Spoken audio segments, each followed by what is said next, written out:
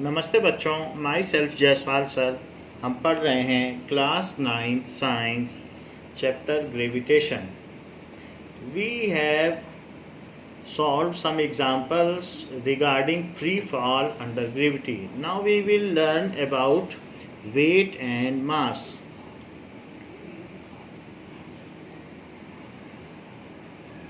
Weight, that is the force of attraction of Earth on an object, is known as weight. The force of attraction on an object is known as its weight. उसको कहा जाएगा weight of object. Weight of object. We know that the force acting on anything is equals to mass into acceleration by Newton's second law of motion. However, if object is under gravity, force of gravity, then if object is under gravity, then pull acts on object in downward direction. Then pull acts on object in downward direction. So replacing A with G, क्योंकि A acceleration है और G है gravitational acceleration. So replacing A with G, और हम जानते हैं अगर gravity किसी चीज़ को खींचे तो उस फोर्स को वेट कहते हैं. सो रिप्लेसिंग F विथ W, तो उस पर्टिकुलर फोर्स को हम W से डिनोट करेंगे. And replacing F with W, capital W होगा. पिछली क्लास में हमने स्मॉल W लिखा था, बट कैपिटल W लिख लीजिए. सो फोर्स की जगह W लिख दिया, M और G ये हो गया. So this is the weight. So this is the formula of weight. as G is equals to 9.8 in case of Earth, as G is equals to 9.8 meter per second square. So if mass doubles, then weight doubles. So if mass increases, क्योंकि G तो नहीं बदल रहा है, जैसे जैसे मास बढ़ेगा वैसे वैसे वेट बढ़ेगा. So weight is directly proportional to mass. Weight is directly proportional to mass. That means if mass of object increases, then its weight increases. If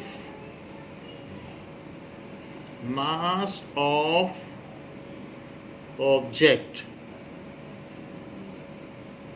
increases, then its weight increases. मास के बढ़ने पर weight बढ़ जाएगा. Unit of weight is same as force, क्योंकि weight और weight F की जगह ही तो W लिखा है. ग्रेविटी का फोर्स है तो W लिख दिया. So unit of weight is Newton and it is vector quantity.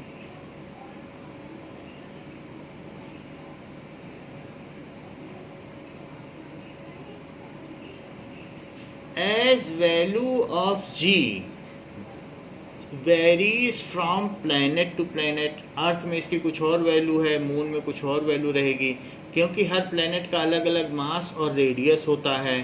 So as value of G varies for different planets and stars. Sun एक स्टार है, तो स्टार्स एंड प्लैनेट्स के लिए सबकी अलग अलग वैल्यू रहेगी। Varies for different planets and stars, वो हम कैलकुलेट कर लेंगे मून पे इसकी क्या वैल्यू है और सब चीज़ों पे। Different for varies for different planets and stars, तो अलग अलग प्लैनेट और स्टार के लिए इसकी अलग अलग वैल्यू रहेगी।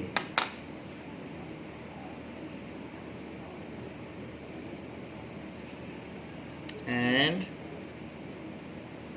stars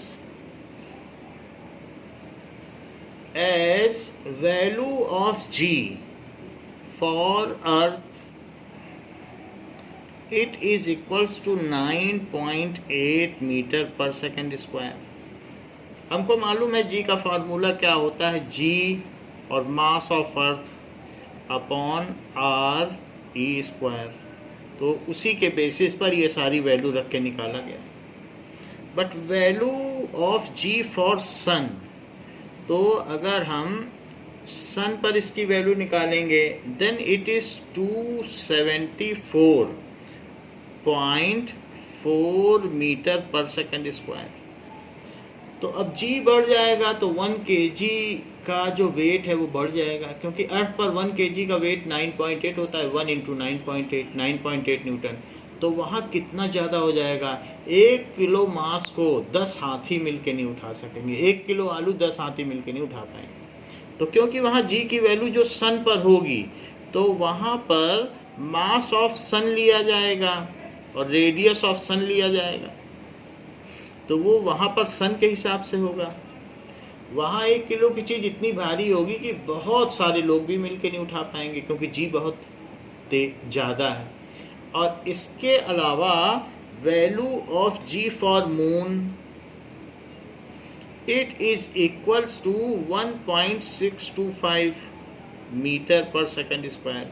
एक बात देख लें कि जो सन का मास है वो धरती के मास का 10 लाख गुना ज़्यादा है। यहाँ 10⁻24 है, यहाँ 10⁻30। एक क्वेश्चन आपकी बुक का हम लोगों ने किया था 10.1, उसी में ये था। सन का मास दिया था 10⁻30, 7.2 × 10⁻30, तो समझ लीजिए 2 × 10⁻30, तो 10 लाख गुना ज़्यादा है। वहीं मून के लिए ग्रेविटेशनल फोर्स ऑफ मून में जी, तो यूनिवर्सल ग्रेविटेशनल कांस्टेंट तो वही रहेगा, लेकिन मास ऑफ मून लिया जाएगा और रेडियस ऑफ मून लिया जाएगा। तो इस तरीके से वो चीज़ हल्की है। तो मून का मास 100 गुना कम है धरती से, जबकि सन का मास 10 लाख गुना ज़्यादा है। तो उस तरीके से ये वैल्यू डिफर कर रही है। आप इतना जान लें, अगर आप ये डिजिट नहीं याद रखना चाहते हैं, कि G of sun is 28 times into G of Earth. Earth पे जितनी वैल्यू है इसी में हमने मल्टीप्लाई किया 28 का, तभी ये आया है। तो 28 गुना ज़्यादा है। और वहीं G of moon is 1/6 times of G of Earth, जबकि इसका मतलब है कि जी की वैल्यू अलग अलग स्टार्स और प्लेनेट के लिए डिफरेंट होती है। तो किसी 1 kg का ही मास अर्थ पर 1 × दिस होगा, 1 kg का मास सन पर 1 × दिस होगा, यानी इतने न्यूटन हो जाएगा। 1 kg का मास मून पर 1 × दिस होगा, क्योंकि वेट तो mg होता है। वेट का क्या फार्मूला बताएं, mg। लेकिन अलग अलग प्लेनेट्स पर जब g ही बदल रहा है, मास तो 1 kg है, यहाँ पे नापोगे तो 1 न्यूटन, 1 × 10⁹, 1 × 9.8 हो जाएगा, दैट इज 9.8 न्यूटन। सन पे करोगे तो 1 × दिस हो जाएगा, जी की वैल्यू तो रखनी पड़ेगी। मून पे करोगे तो 1 × दिस हो जाएगा। तो मून पे वो चीज़ हल्की होगी, सन पे वो चीज़ बहुत भारी होगी। सो इस तरीके से जी बदलता रहता है। तो अगर जी बदलेगा तो किसी ऑब्जेक्ट का वेट अलग अलग प्लैनेट्स एंड स्टार पर अलग अलग होगा। So weight of any mass at different planets and star varies as g varies. ये बड़ी बात है, ये सेंटेंस बहुत इंपॉर्टेंट है. वेट ऑफ एनी ऑब्जेक्ट जिसका कि फिक्स्ड मास है varies from planet to planet and stars.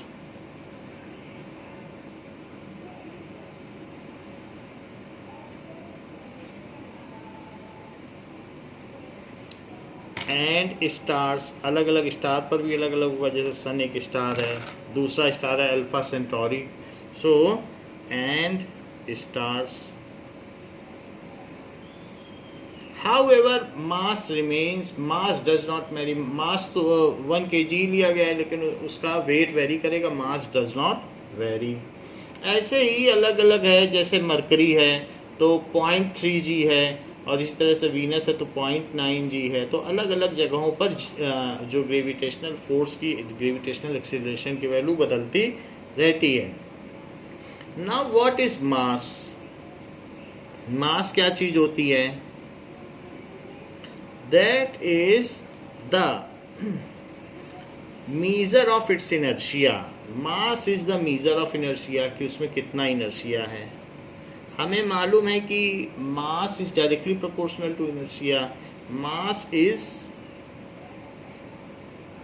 measure of its inertia. उसमें कितना जड़त्व है कि किसी जगह वो उसको हटाने के लिए कितना फोर्स चाहिए. तो उसमें ज़्यादा मास होगा तो ज़्यादा फोर्स चाहिए. तो कोई चीज़ रुकी है तो रुकी रहना चाहती है, चल रही है तो चलते रहना चाहती है. And it does not change to its state of motion और रेस्ट. तो इसलिए वो चीज़ उसकी इनर्शिया कहलाती है. जितना ज़्यादा मास होगा उतना ज़्यादा इनर्शिया होगा. So mass is measure of its inertia.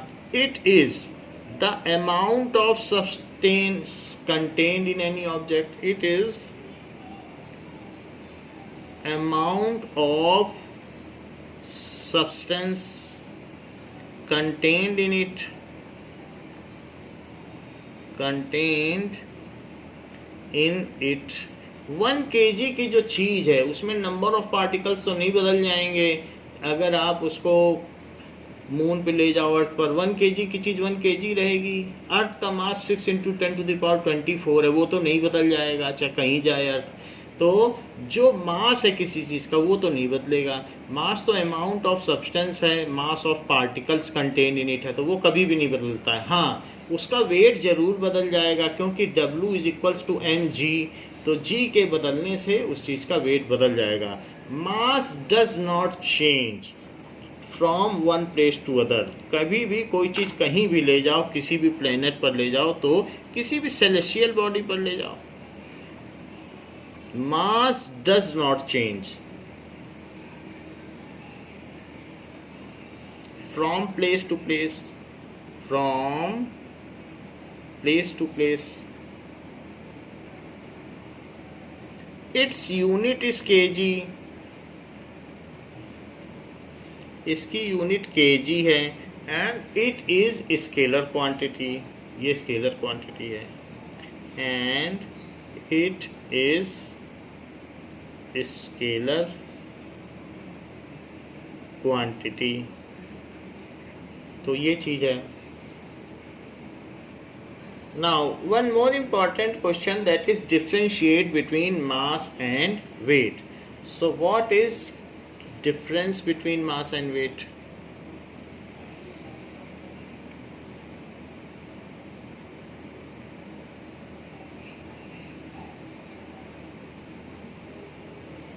Mass is the measure of amount of matter.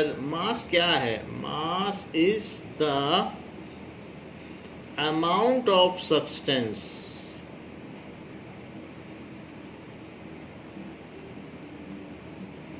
contained within body.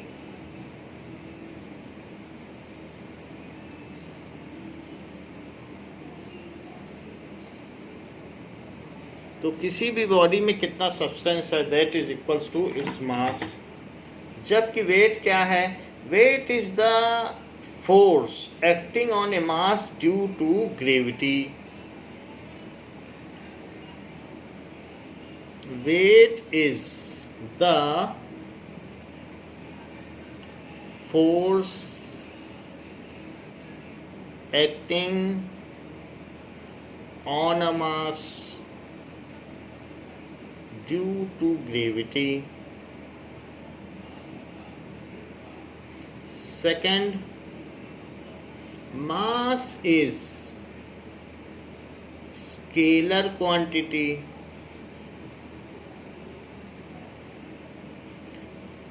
It has only magnitude.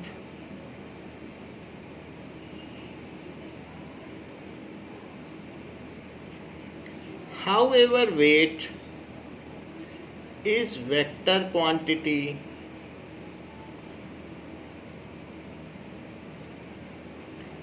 It has magnitude as well as direction. इसमें दोनों चीज होगी. Now, mass of an object does not vary with change of place. Mass of an object does not vary with variation with change of place. यानी एक planet से दूसरे planet ले जाया जाए तो उसका मास नहीं वेरी करता. It is fixed.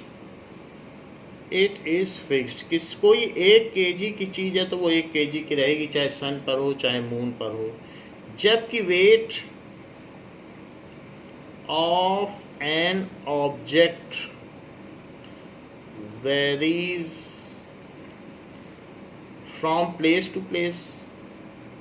Place to place कहने का मतलब है एक प्लेनेट से दूसरे प्लेनेट पर और स्टार पर. It is not fixed. ये फिक्स्ड नहीं रहता. कोई भी चीज सन पे उठाने पे भारी लगेगी, मून पे उठाने पे 1/6 टाइम हल्की लगेगी. यहाँ अगर आप 10 किलो उठा सकते हो तो मून पे 60 kg उठाओगे, उतना ही आपको फोर्स लगेगा. तो आप समझ सकते हैं कि कितना फर्क पड़ता है. Its unit is kg. Its unit is newton. इनकी यूनिट में भी फर्क होता है. Now mass of an object can not be zero. अगर कोई ऑब्जेक्ट है तो उसमें मास होगा ही. So mass of an object can not be zero.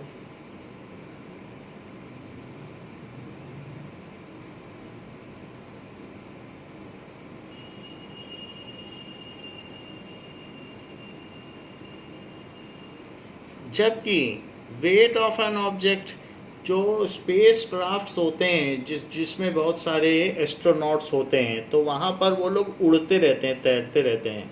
तो किसी भी चीज़ का मास, वो हवा में तैरते रहते हैं. तो कई बार ऐसा होता है कि अर्थ एंड सन अगर किसी चीज़ पर इक्वल एंड अपोजिट पुल लगाएं तो वो जो मास है उस पर कोई फोर्स ही नहीं लगेगा, वो तो अंडर बैलेंस्ड फोर्स हो जाएगा. तो ऐसे केस में उस चीज़ का मास ज़ीरो हो जाएगा. तो जो वेट है वो ज़ीरो हो जाएगा.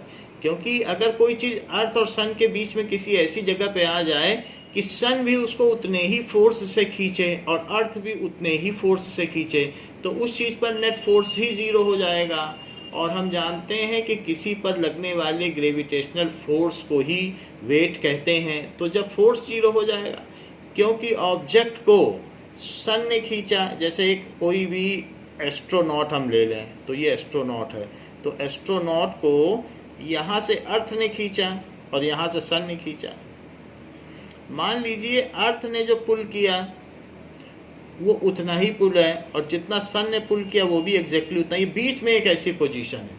तो ऐसे केस में ना ये अर्थ की ओर इस पर फोर्स लगेगा ना सन की ओर फोर्स लगेगा. तो अगर 100 न्यूटन का मान लीजिए इस पर फोर्स लगा और 100 न्यूटन का इधर से फोर्स लगा, तो इस पर फिर कोई भी फोर्स नहीं लगेगा. तो इसका जो वेट होगा वो जीरो हो जाएगा, क्योंकि नेट फोर्स जीरो है.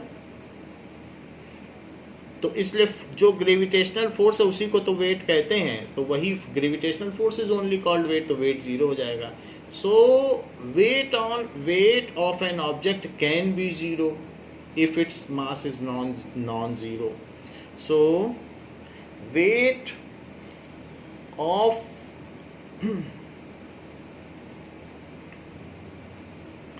object can be zero if it is under zero gravity. If it is under zero gravity, यानी किसी ऐसे पॉइंट पर जहाँ g जीरो हो जाए, तो ऐसे केस में फिर w तो mg होता है, अब g ही जीरो हो जाएगा तो फिर तो जीरो हो जाएगा वेट. ऐसा भी हो सकता है. किसी भी चीज़ के मास को, जैसे सब्जी वाला तराजू में तौलता है, उसमें दो पलड़े होते हैं, तो उसमें 1 किलो एक तरफ रखता है और आलू रखता है. तो ऐसे ही वो मून पे भी अगर उसी 1 किलो को रखेगा तो भी आलू उतना ही होगा, क्योंकि जो ऑर्डिनरी बैलेंस है उसमें अगर वेट पर जो फोर्स लग रहा है वही आलू पे भी लगेगा. तो इसलिए मास can be measured with any ordinary balance. लेकिन अगर वेट को मेजर करना है तो स्प्रिंग बैलेंस चाहिए, क्योंकि स्प्रिंग बैलेंस में एक स्प्रिंग होती है और वो स्प्रिंग में, ये स्प्रिंग है. अब किसी भी चीज़ में आपने मान लीजिए वेट यहाँ लटका दिया, ये वेट लटका दिया स्प्रिंग में, तो ये तो आपने स्प्रिंग बैलेंस है जो कहीं पर फिक्स्ड है और इसमें कांटा होता है, तो वो बताता है स्प्रिंग बैलेंस में, इसमें सरेशंस हैं कि कितने नंबर पर है. 1 kg, 2 kg, 3 kg, 4 kg, 5 kg, 6 kg, 7 kg, 8 kg. तो जितना ज़्यादा इस पर पुल लगेगा डाउनवर्ड उतना ही ज़्यादा इसका वेट होगा. तो इसलिए वेट को मेजर करने के लिए उतना स्प्रिंग खींचेगी डाउनवर्ड जो है, इसमें there is a stretch in spring.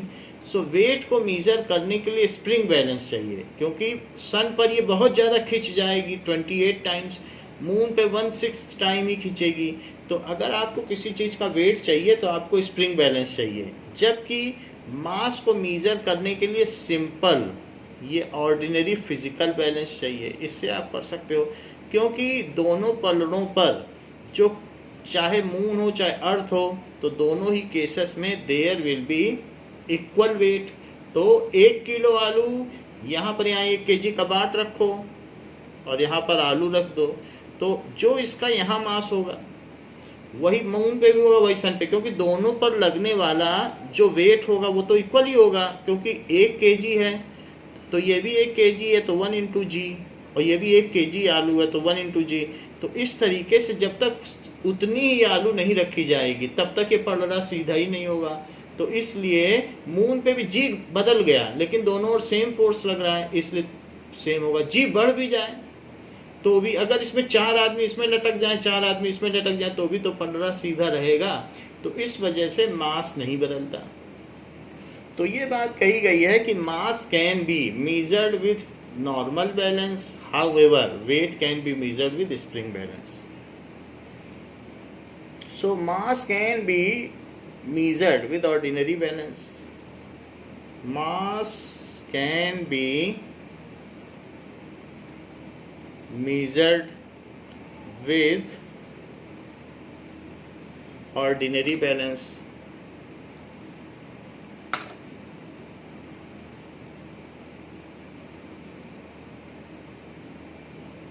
However, weight can be measured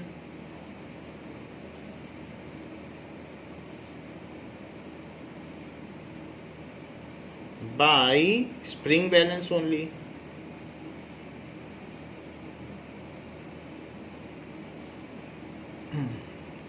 तो इस तरीके से इन दोनों में ये डिफरेंस है. ये value of the mass is fixed, however it depends on the location कि वो चीज़ कहाँ पर है. Mass does not get affected by gravity, weight is affected by gravity. Mass is not affected by gravity. ये gravity से affected नहीं है. It is not affected by gravity, जबकि weight is affected by gravity, ये gravity से affected है. So these are the various differences between mass and weight. Now weight of an object on moon.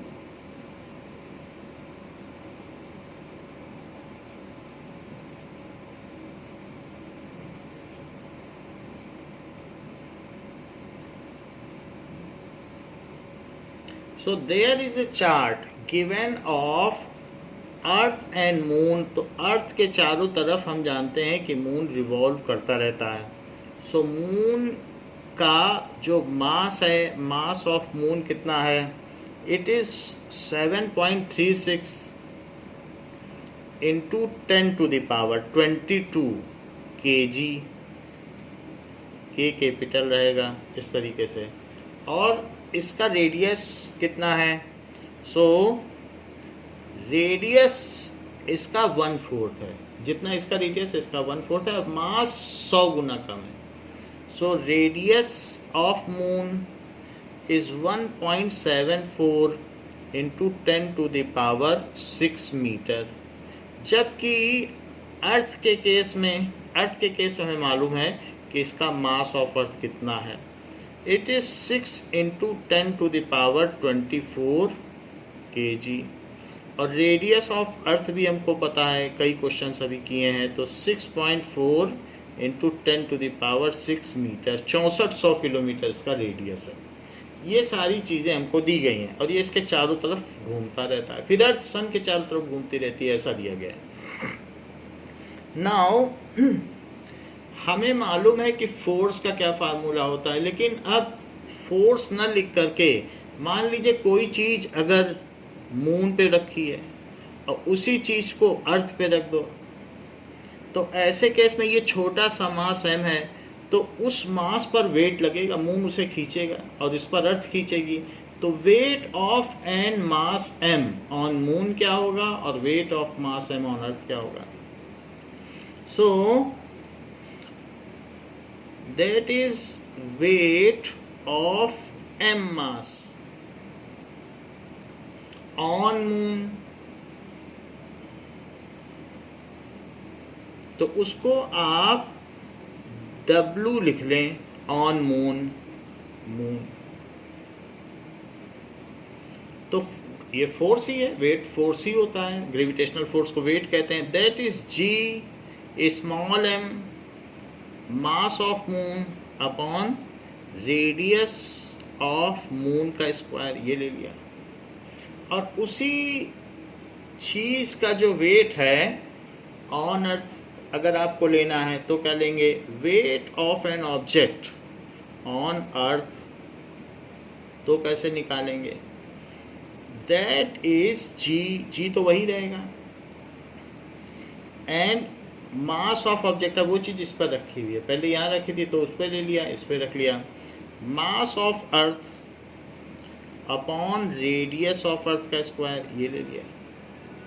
अब जो first and second equation है हम इन दोनों को आपस में डिवाइड करते हैं. तो इससे हमें पता चल जाएगा कि जो वेट ऑफ किसी भी चीज़ का ऑब्जेक्ट का वेट है ऑन मून ऑन अर्थ, इसका क्या रेशो है.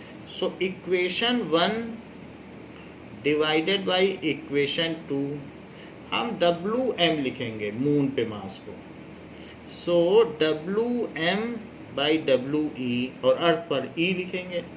दिस इज इक्वल टू, ये ऊपर रखेंगे नीचे रखेंगे, this by this is this by this. So it is GM by RM square और divided by GMME by RE square. तो ऊपर की चीज़ ऊपर और नीचे की चीज़ नीचे. G से G कटा, M से M कट गया. अब जरा देखें, WM weight on moon, WE weight on earth is equals to M by R M square divided by M E upon R E square. Divide कर दिया ऊपर और नीचे चीज़ को ऐसे, लेकिन जब इस तरीके से डिवीजन होता है तो बाद की चीज़ पलट जाती है और यहाँ इंटू लग जाता है। तो it is M by R M square, into करके बाद वाली चीज़ पलट दो, so R E square upon M E, ऐसे कर दो। अच्छा, अब इन सब चीज़ों की वैल्यू रखी जाएगी तो उससे हमें पता चल जाएगा कि इनका क्या रेशो है। So let us put the value of all these, जैसा कि अभी हमने ऊपर देखा था तो वही वाली वैल्यू रख देंगे। So it is equals to mass of moon कितना होता है, मास ऑफ मून है 7.36 इंटू 10⁻²2, ये हो गया, into radius of earth 6.4 into 10⁻6 upon, ये दोनों ऊपर रख दिया, इसका स्क्वायर भी करना, क्योंकि जो चीज़ स्क्वायर है ध्यान रखिएगा स्क्वायर करिए। और रेडियस ऑफ मून कितना होता है 1.74 इंटू 10⁻6, इसका भी स्क्वायर, और मास ऑफ अर्थ 6 इंटू 10⁻24, सारी चीज़ें रख दी, दिस बाई दिस का स्क्वायर और दिस स्क्वायर बाई दिस, ये पूरी वैल्यू रख दी। अब जरा देखिए कि 7.36 इंटू 6.4 इंटू 6.4, इसको 2 बार लिखना पड़ेगा, और नीचे 1.74 इंटू 1.74 इंटू 6, इसको नीचे रख लें। ऊपर 10⁻22 है और नीचे 24 है, उसको ऊपर ले जाओ, सो -24। अच्छा, 10 पावर इन पावर है तो मल्टीप्लाई हो जाएगा 12, और नीचे भी 10�6 और उस पर स्क्वायर लगेगा तो पावर इन पावर का मल्टीप्लाई हो जाएगा 12, तो ये पावर से पावर कट गई। अब यहाँ 2 डिजिट पहले डेसिमल है तो यहाँ से हटा तो यहाँ से भी हटा, यहाँ के 2 डिजिट पहले का डेसिमल यहाँ के एक डिजिट पहले के डेसिमल से हटा दो, ये भी हट गया। तो अब यहाँ पर क्या बच गया 736 और 174, इसको आप 2 से कट कर दें, तो 2 से कट करेंगे तो 2 3 जा 6, 2 6 जा 12 एंड 2 8 जा 16, इसको भी 2 से कट कर दें, डेसिमल तो हट ही चुका है, तो 2 8 जा 16, 2 7 जा 40, ऐसे ही ये भी 2 से कट जाएगा, तो 2 से आप इसे कट कर दें, 2 से इसे कट करेंगे तो इसमें 87 आ जाएगा और इसमें क्या आ जाएगा 32, ये 2 से और भी कट कर दें तो यहाँ 3 आ जाएगा और यहाँ पर 16 आ जाएगा, ऐसे आ जाएगा। तो ये सारी चीज़ें हमने कर दी। अब आपके पास क्या क्या बचा है 368 इंटू 16 इंटू 64, क्योंकि डेसिमल तो सारे हट गए, और नीचे क्या क्या बचा 87 इंटू 87 इंटू 3, और क्या बचा 10⁻², ये सारी चीज़ें बच गई। सारी चीज़ें जो कटनी थी कट गई, बाकी चीज़ें बच गई। अब जरा देखो, ये चीज़ weight on moon upon weight on Earth है, जो मल्टीप्लाई करने वाली चीज़ है वो सब आप मल्टीप्लाई कर लें, तो ऊपर की ऊपर से मल्टीप्लाई कर लें, नीचे की नीचे से मल्टीप्लाई कर लें, तो 64 और 16 का मल्टीप्लाई करें,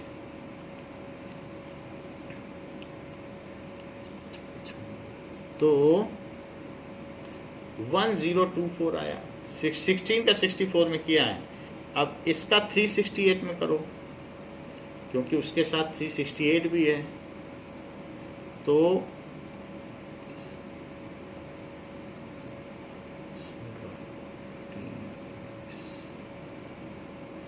अब 6 से करिए,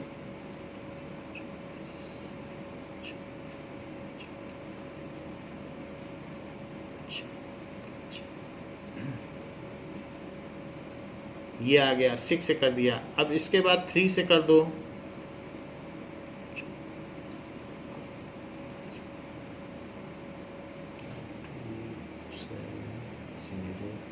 इसको मल्टीप्लाई, इसको अब ऐड कर दें 2 3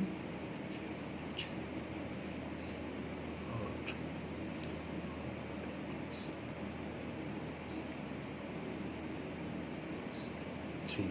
अब इसमें 376832 आया, 376832। इसको हम कैलकुलेटर से भी कर लें जिससे हमें पता चल जाए कि हमारा कैलकुलेशन सही है। So let us do it with calculator. 368 16 into 64। सो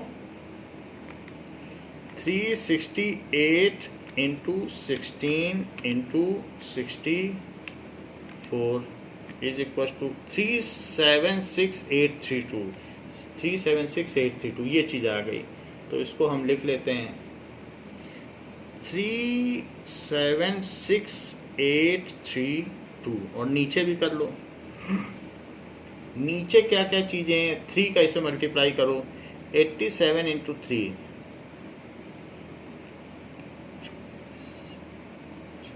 तो ये इतना आ गया।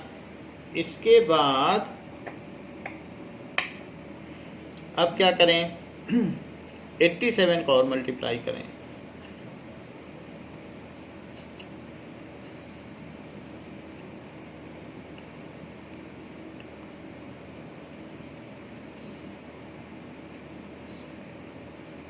तो ये चीज़ आ गई 7022707। लेकिन इसे भी एक बार चेक करें कि ये क्या है। 22707 87 इंटू 87, 87 इंटू 87 इंटू 3, तो ये क्या आ गया 22707 आ गया 2270। तो वही चीज़ आई है 22707। और ये 10 टू द पावर -2 ऐसे नीचे लिख ले हो तो 10 टू द पावर 2 हो जाएगा, नीचे जाएगा तो 10 टू द पावर 2 हो जाएगा यानी 100। तो इंटू 10 टू द पावर 2 लिख लीजिए, नीचे चला गया। और अब वो जीरो इसमें बढ़ा दें, तो जीरो बढ़ा देंगे तो 376832 डिवाइडेड बाई 2270700, 2 जीरो बढ़ गए। तो weight on moon upon weight on earth, ये चीज़ हो गई। अब इसको पूरा पलट दो, दोनों साइड इन्वर्टिंग पलट सकते हैं कोई भी चीज़। तो जब इधर का पलटेंगे, जैसे 3/7 इज इक्वल टू 3/7, तो 7/3 इज इक्वल टू 7/3 होगा। उससे इक्वलिटी पे कोई फर्क नहीं पड़ता, दोनों तरफ पलट दो तो उससे क्या फ़र्क पड़ेगा, कुछ नहीं फर्क पड़ेगा। चीज़ तो जो इक्वल है पलटने पे भी इक्वल रहेगी। सो इन्वर्टिंग,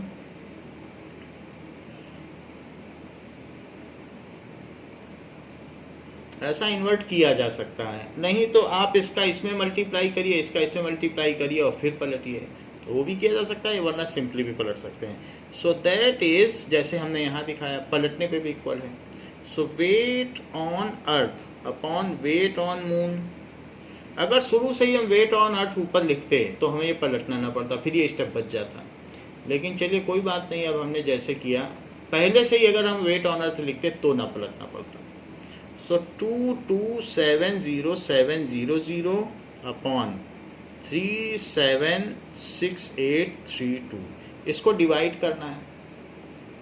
तो डिवाइड करने के लिए ये 6 टाइम्स जाएगा, लेकिन 6 टाइम्स हम आपको कैलकुलेटर से डिवाइड करके दिखा देते हैं, क्योंकि ये कितना आता है 2270700। सो 2270700 ये आ गया, और डिवाइडेड बाई 376832, 376832। तो इससे क्या आ गया 6.025। इसका आंसर देखो, 6.025 को 6 माना जा सकता है। तो it is coming as now weight on earth upon weight on moon, it is 6.025 जिसे अप्रोक्सीमेटली कितना मान लिया गया है। Weight on earth upon weight on moon is nearly equal to 6, ये चीज हो गई। या ये भी कह सकते हैं weight on earth is equals to 6 into weight on moon, ऐसा भी कह सकते हैं। वेट ऑफ मून ऊपर ले जाओ, कोई चीज नीचे होती है तो दूसरी तरफ कहाँ जाती है, ऊपर।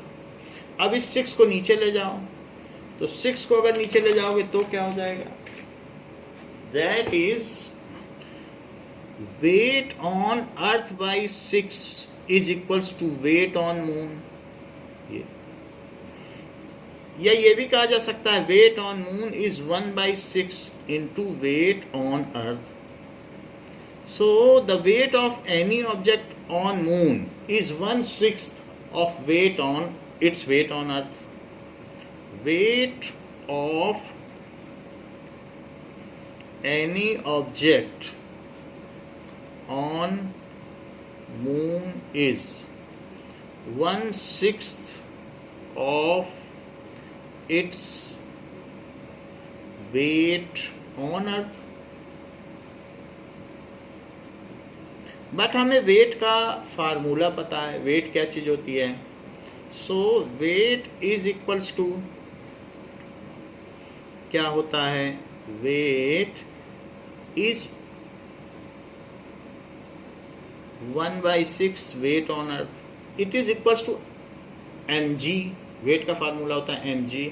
सो mass into gravitational acceleration on moon. अब मून पे लोगे तो मून का एक्सीलरेशन लेना पड़ेगा, और अगर अर्थ पे लोगे तो मास into gravitational acceleration of earth. तो मास और मास कट गया, तो gravitational acceleration of moon is 1/6 of gravitational acceleration on earth.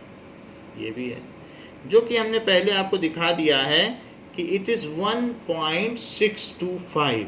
तो अगर आप किसी भी चीज में देखें तो ये है, और अगर आप एग्जैक्ट वैल्यू चाहते हैं तो इसमें 9.8 रख दें, क्योंकि ग्रेविटेशनल एक्सीलरेशन ये है, और 6 से डिवाइड करो, तो 6 से डिवाइड करोगे तो क्या चीज़ आ जाएगी 9.8 को, तो 6 1 जा 6, और यहाँ पर आएगा 38, तो उससे 6 6 या 36, फिर 2 आ जाएगा, तो 6 3 जा 18, तो 1.63 आ गया। एग्जैक्टली क्या देखा जाए तो 20 बच रहा है, तो 1.63। सो इट इज 1.6, जो कि 38 आ गया, तो 6 6 जा 36 और 20 बच गया, तो 1.6 टाइम्स है, या 1.63 लिख लें, क्योंकि हमने इसकी वैल्यू डाल दी, और मीटर पर सेकंड स्क्वायर। तो ग्रेविटेशनल एक्सीलरेशन और मून, वरना इतना काफ़ी है करना, हमें जब रखनी होगी वैल्यू हम रख लेंगे। तो ये वैल्यू हो गई gravitational acceleration on moon. So the value of gravitational acceleration on moon is 1/6। जब वेट भी उसी वजह से 1/6 है, जब फोर्स ऑफ ग्रेविटी 1/6 हो जाएगा तो वेट भी 1/6 हो जाएगा, क्योंकि वेट भी तो फोर्स ही होता है। सो वैल्यू ऑफ ग्रेविटेशनल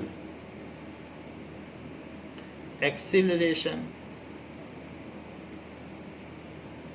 हमने इसमें फॉर्मूला बस लगा दिया, W इज mg, और उसी से आ गया। Acceleration on moon is 1/6 of gravitational acceleration on earth. तो ये बात हमने देख ली। अब देखें, इन टेक्स्ट क्वेश्चन दिया हुआ है कि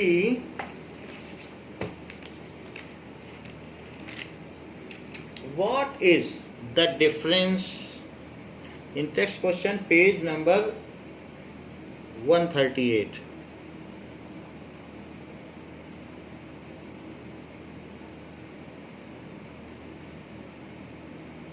page number 138। First question is that what are the differences between mass of an object and its weight? What are the differences between mass of an object and its weight? तो ये बात आपको करा दी गई है, जो भी इसके 6 या 7 डिफरेंसेस हैं वो आपको बता दिए गए हैं. Second question asks that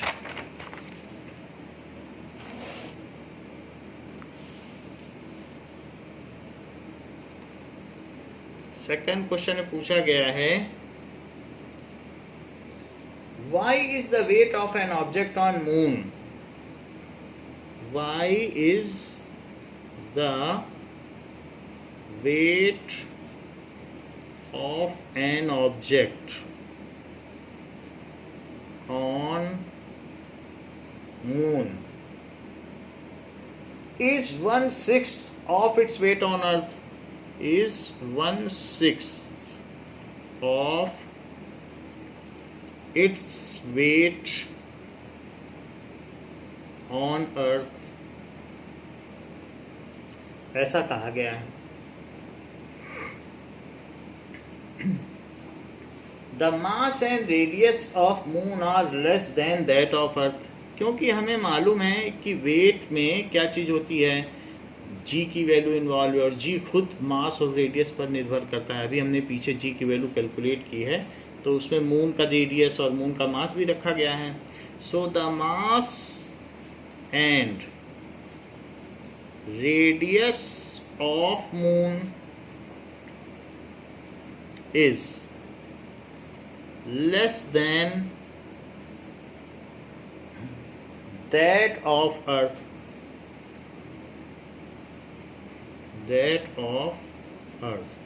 radius हटा दीजिए क्योंकि रेडियस के इनवर्सली प्रोपोर्शनल है, मास ही सिर्फ लिखिए. मास of moon is less than that of earth, nearly 100 times lesser.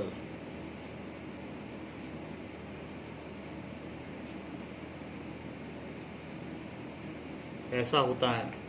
So that due to which the moon exerts a lesser gravitational force, due to which the moon exerts a lesser gravitational force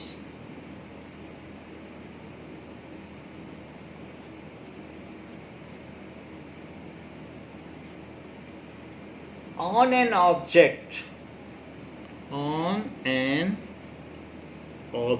तो जब उसका मास कम है तो वो कम force लगाएगा, सीधी सी बात है.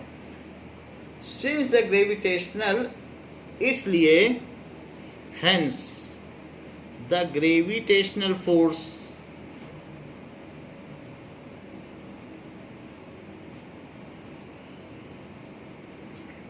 या फिर कह सकते हो wait of any object on moon is 1/6 of its gravitational force on earth.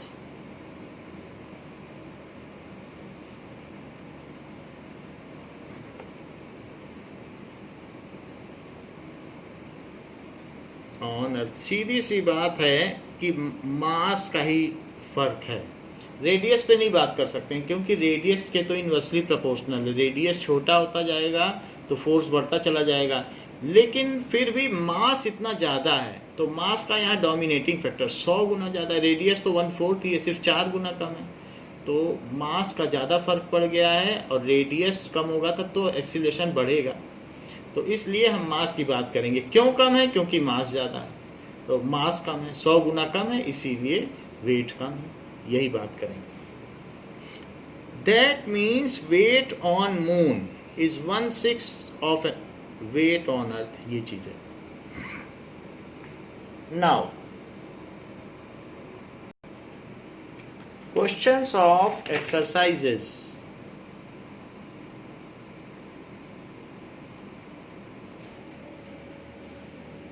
First question says that how does the force of gravitation between two objects change when the distance between them is reduced to a half? How does the force of gravitation between two objects changes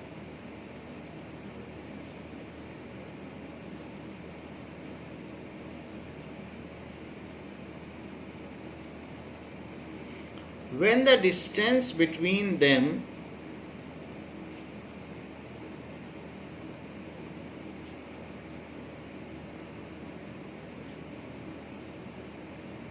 is reduced to half?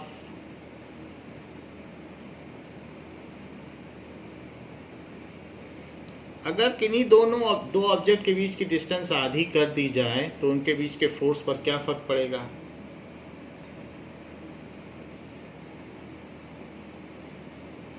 Now this is the situation, former situation, and this is the later situation कि उनके बीच की distance हमने आधी कर दी. यहाँ से इनके बीच की डिस्टेंस d/2 कर दी और पहले इनके बीच की डिस्टेंस d थी. मास और बाकी सारी चीज़ें सेम रखी गई हैं. दोनों का मास m1 एंड m2 रखा गया है. तो जो फॉर्मर सिचुएशन है और ये लेटर, दो सिचुएशन है. तो दिस इज इनिशियल फोर्स क्या है? जी m1 m2 by d square. और फाइनल फोर्स क्या हो जाएगा? जी m1 m2 by d/2 square, क्योंकि हमने डिस्टेंस हाफ कर दी है. तो it is G m1 m2 by d square by 4. But जो न्यूमरेटर है और ये डिनोमिनेटर, तो डिनोमिनेटर का डिनोमिनेटर पलट जाता है. आप चाहें तो ऐसे भी कर सकते हैं, जी m1 m2 divided by d square by 4. तो अब कोई भी चीज़ जो डिवीज़न के बाद में होती है वो मल्टीप्लाई लग के पलट जाती है. तो जी m1 m2 और 4 बाई डी स्क्वायर ऐसा हो जाएगा. 4 को अलग रखो और जी m1 m2 by d square एक साथ रखो, इंटू 4 अलग से लिख लो. लेकिन जी m1 m2 by d square है क्या? fi है. तो इसलिए final force is fi into 4. तो final force will be 4 times of initial force. So force will, gravitational force will increase by 4 times than the initial force.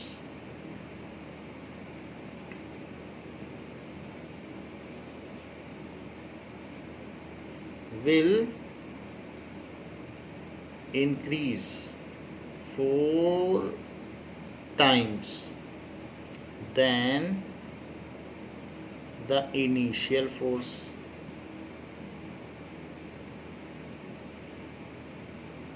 तो ये हो जाएगा. Second question says that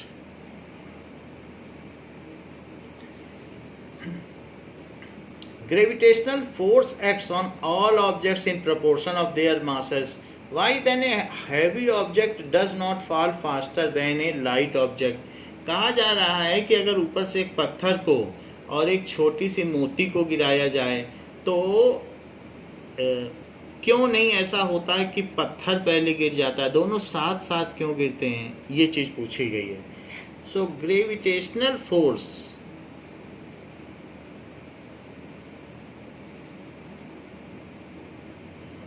acts on all objects in proportion to their masses, in proportion to their masses. Why then a heavy object does not fall faster? Heavy object does not fall faster than a light object.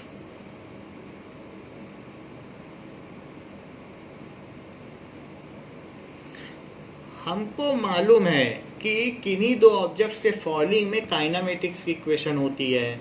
तो kinematics की equation में क्या है? हमारी kinematics की equation में T आता है, टाइम ऑफ फॉल, कि किसी चीज़ को गिरने में कितना समय लगेगा। तो v is equals to u plus g t. अगर कोई चीज़ नीचे गिर रही है तो एक की जगह जी लिख देंगे। अब इसमें मास तो कहीं आ नहीं रहा है, तो जब मास से इंडिपेंडेंट है काइनामेटिक्स, तो टी जब कैलकुलेट करोगे तो मास कहाँ है? तो सभी चीज़ पे जी तो सेम लगेगा। तो जी सेम लगेगा, तो अब किसी हाइट से भी देख लो, मान लो आप h की जगह s लिख लो, s is equals to u t plus half a t square, तो s की जगह h लिखो क्योंकि अब हाइट से गिराया जा रहा है, तो डिस्टेंस की जगह h लिख दो, यू टी और plus half g t square. तो किसी एक पर्टिकुलर हाइट के लिए टाइम तो वही रहेगा, यहाँ मास कहाँ आ रहा है, तो इसलिए टाइम ऑफ फॉल बदलेगा ही नहीं। ऐसा कभी भी नहीं होगा कि हैवी ऑब्जेक्ट जल्दी गिर जाए, क्योंकि मास पे डिपेंड ही नहीं करती काइनेमेटिक इक्वेशन। तो इसलिए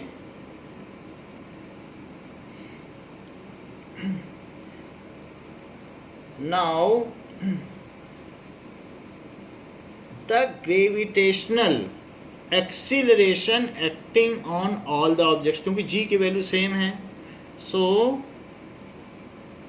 the gravitational acceleration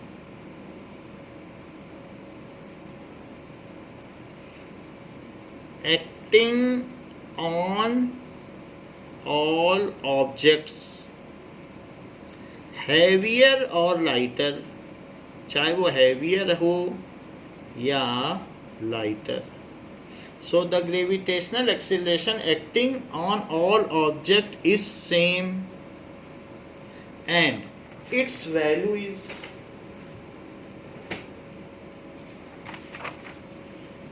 and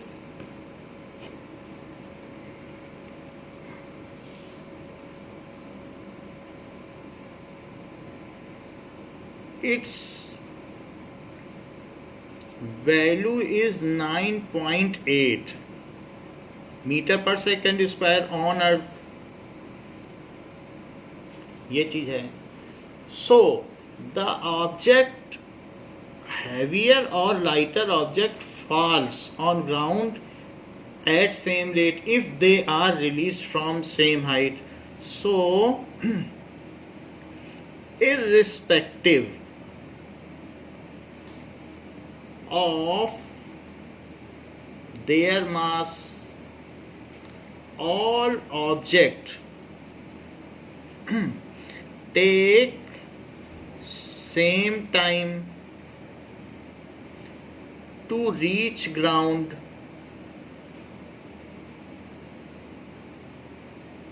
if they are released from same height. अगर उनको सेम हाइट से किया जाए तो आप यहाँ स्पेसिफाई कर सकते हैं h is equals to u t plus half g t square. तो क्वेश्चन में भी पूछा गया है कि क्यों दोनों एक तरह से गिरते हैं। The given kinematic equation is free from masses. The given kinematic equation is independent of mass.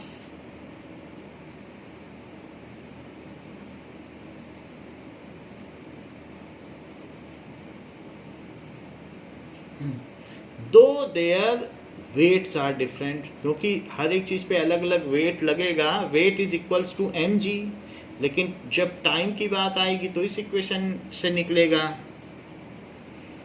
दो देयर वेट अलग अलग होंगे, क्यों अलग अलग होंगे? वेट्स आर डिफरेंट, क्योंकि जो W होगा वो mg पर निर्भर करेगा, तो m अगर ज़्यादा होगा तो वेट ज़्यादा हो जाएगा. So though their weights are different, then also the time taken does not depend on mass. So time निकालने के लिए सेम हाइट से फेंका जाएगा तो सेम टाइम पे गिरेंगे, यहाँ मास आ ही नहीं रहा है. तो this is the reason why heavier or lighter object take same time to reach at ground. This is the reason that heavier or lighter object take same time to reach at ground. तो इस तरीके से उन पे g same है, acceleration same है, तो time भी सेम लगेगा. तो बच्चों इस क्लास के लिए इतना ही. इसके आगे एक्सरसाइज के क्वेश्चन हम नेक्स्ट क्लास में करेंगे. थैंक यू बच्चों.